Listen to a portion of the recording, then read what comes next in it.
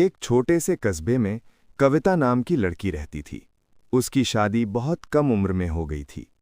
शादी के कुछ समय बाद जब उसे पता चला कि वो मां बनने वाली है, तो उसके पति को शक और गुस्से ने घेर लिया।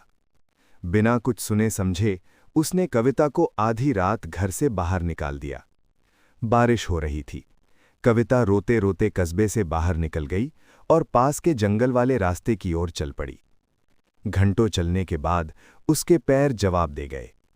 तभी उसे पेट में असहनीय दर्द उठा और वो जमीन पर बैठकर दर्द से कराहने लगी। उसकी कमजोर आवाज जंगल में गूंज रही थी।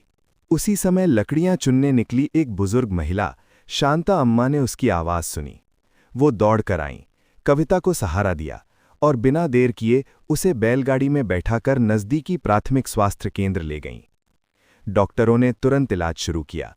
लंबा इंतजार और चिंता के बाद कविता ने एक बेटी को जन्म दिया। बच्ची की पहली रोने की आवाज सुनकर कविता की आंखों से आंसू बह निकले।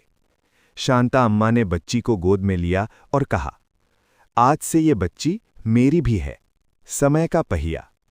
साल बीतते गए।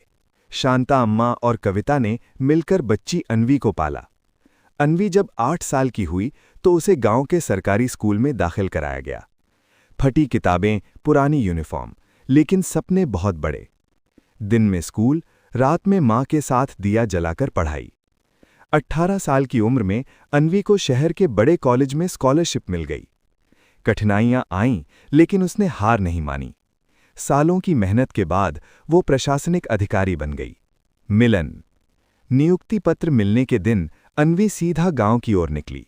रास्ते में लोग उसे पहचानकर बधाई दे रहे थे।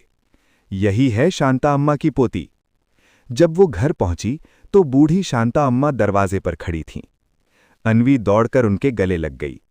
कविता की आंखों में गर्व और सुकून था। तीनों ने एक दूसरे का हाथ थाम लिया। दर्द से शुरू हुई जिंदगी अब सम्मान और खुशियों से भरी थी।